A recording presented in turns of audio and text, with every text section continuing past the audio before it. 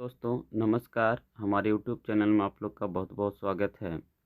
आज क्लास 10वां के विज्ञान के 2014 में पूछे गए प्रश्न को देखेंगे। पहला प्रश्न है, विद्युत चुंबक बनाने के लिए प्रायः किस पदार्थ के छड़ का उपयोग होता है? आंसर होगा नर्म लोहा का। दूसरा प्रश्न है, हमारे घरों में जो विद्युत आपूर्ति की जाती है वह है 220 वोल्ट पर प्रत्यावर्ती धारा होती है।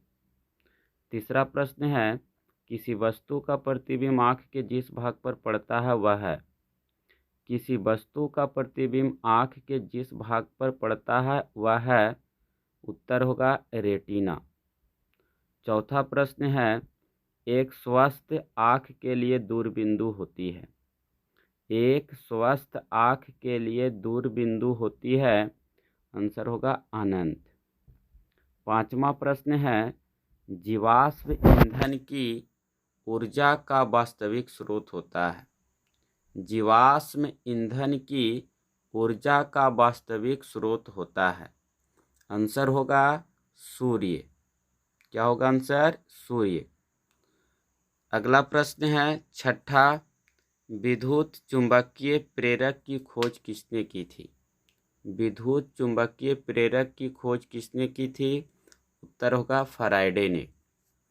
7 नंबर प्रश्न है, जो नेत्र निकट स्थित वस्तु को साफ नहीं देख सकता है उस नेत्र में होता है।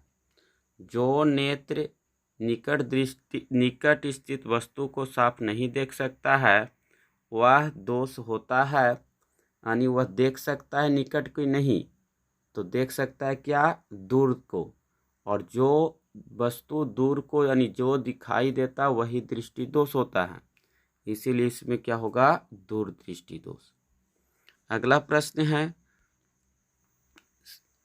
8 नंबर, साग सब्जियों का विघटित होकर कंपोस्ट बनना किस प्रकार की अभिक्रिया का उदाहरण है? उत्तर होगा ऊष्माक्षेपी। 9 नंबर प्रश्न है, निम्नलिखित में कौन विजातीय यौगिक है? उत्तर होगा खड़िया, ऑप्शन के अनुसार। 10 नंबर प्रश्न है, निम्नलिखित में से पीएच का कौन सा क्षारक विलयन का मान होता है?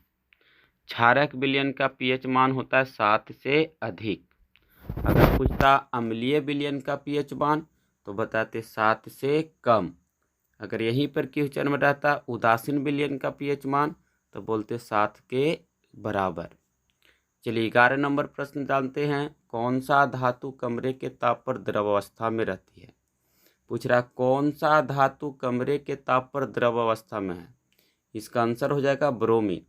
लेकिन यहीं पर ऐसा प्रश्न रहता कि कौन से धातु कमरे के ताप पर द्रवावस्था में रहता है, तो उसका आंसर होता मरकरी, जिसको पारा कहते हैं। 12 नंबर प्रश्न है, सीसा और टीन के मिश्र धातु को कहते हैं? सीसा और टीन के मिश्र धातु को सोल्डर कहते हैं। 13 नंबर प्रश्न है, ऑक्सीजन के 2 परमाणुओं के बीच कितने आबंध पाए जाते हैं? ऑक्सीजन के 2 परमाणुओं के बीच कितने आबंध पाए जाते हैं? तो आंसर होगा 2। 14 नंबर प्रश्न है, निम्नलिखित में से किसे आप उपभोक्ता के श्रेणी में रखेंगे? आंसर होगा जंगली जानवर के। 15 नंबर प्रश्न है, कवक में पोषण की कौन सी विधि होती है? कवक में पोषण की कौन सी विधि होती है? उत्तर होगा मृतजीवी। 16 नंबर प्रश्न है, मुकुलन द्वारा प्रजनन किसमें होता है? मुकुलन द्वारा प्रजनन किसमें होता है? उत्तर होगा ईस्ट में।